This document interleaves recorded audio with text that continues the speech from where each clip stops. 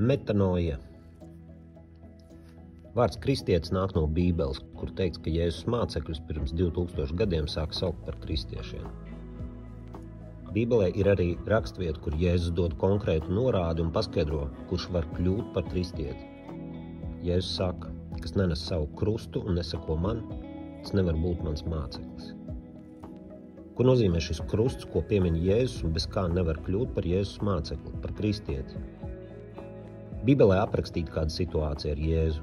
Tur kāds jauneklis Jēzum jautā, ko viņam darīt, lai iemantotu mūžīgo dzīvību. Jēzus tam atbildēja, baušas tu zini, tev nebūs laulība pārkāpt, tev nebūs nokaut, tev nebūs zakt, tev nebūs nepatiesu liecību dot, godā savu tēvu un savu māti.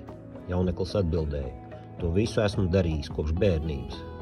Kad Jēzus to dzirdēja, viņš teica, viena lieta tev vēl trūkst, pārdod visu, kas tev pieder, un izdal to starp nabagiem.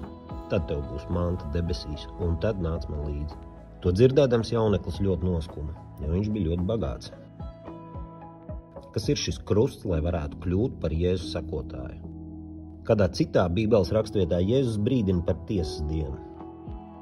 Daudz tajā dienā man sacīs, kungs, vai mēs tavā vārdā nepravietojām, vai mēs tavā vārdā neizdzinām dēmonus, vai tavā vārdā daudzus brīnumainus darbus nedarījām? Un tad es tiem apliecināšu, es jūs nekad neesmu pazinis, nost no manis, jūs ļaundarītāji.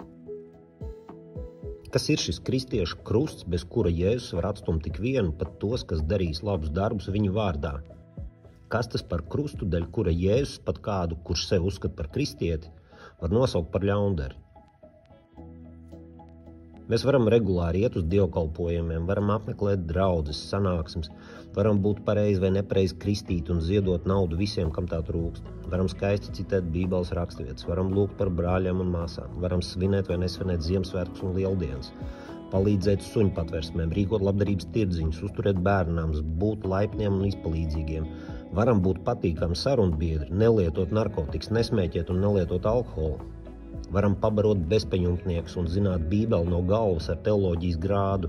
Varam apmeklēt garīgos koncertus, lūgt un slavēt Dievu rītā un vakarā, varam gavēt vai negavēt, varam pat ar smaidu tēlot pazemību un ievērot vai neievērot sabatu, varam aizdegt svecītes. Bet ja nenesam savu krustu, tad nevaram būt Kristus sekotāji.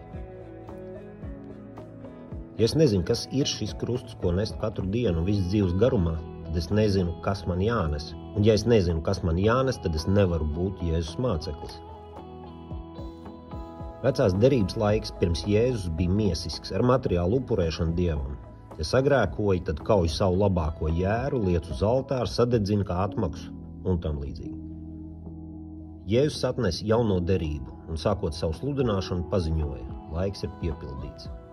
Tas nozīmē, ka vecās derības laiks ir beidzies. Jēzus sevi lika kā jēru uz altāra un ar savu dzīvību norēķinājās Dieva Tēva priekšā par visas cilvēces grēkiem. Ar Jēzu sāks jaunās derības laiks, kas vairs nav miesisko, bet gan garīgo upuru laiks. Kā teikts Pētera vēstulē, un uzceliet no sevis pašiem, kā dzīviem akmeņiem, garīgu namu un topiet par svētu priesteru saimi, nesot garīgus upurus, kas Dievam ir patīkami caur Jēzu Kristu.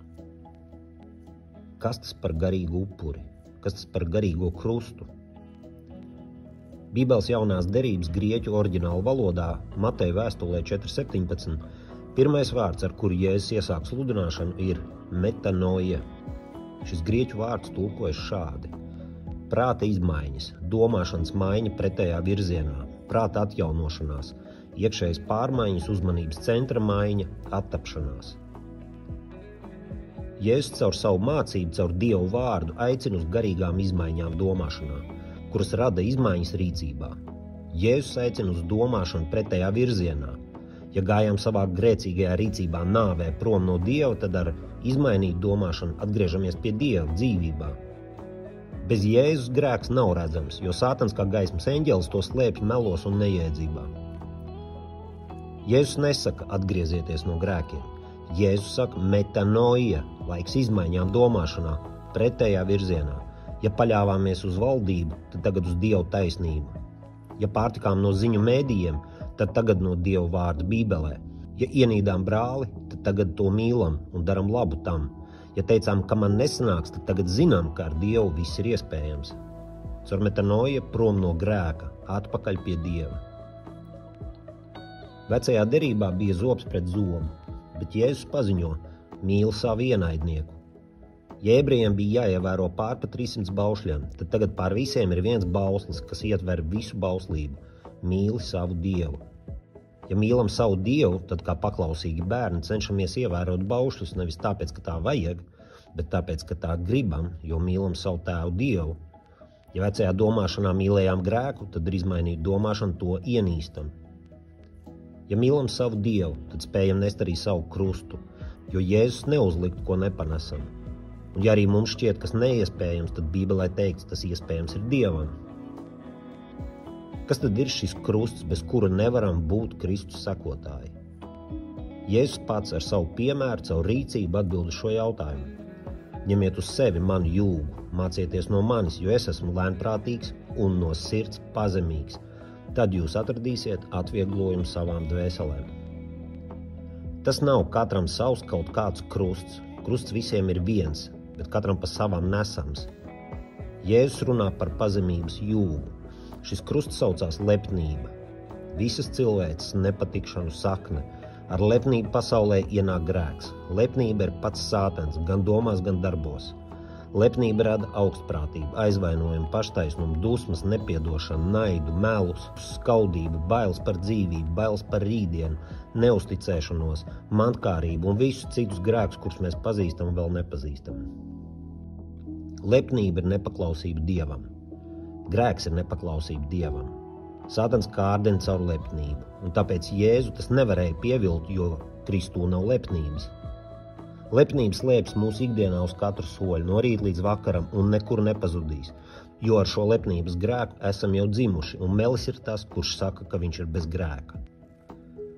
Kad sākam atpazīt visus lepnības izpausmes veidus un lūdzam, lai svētais gars mums tos atklāja, tad apzināti varam sākt rīkoties savādāk, jo sākam domāt savādāk.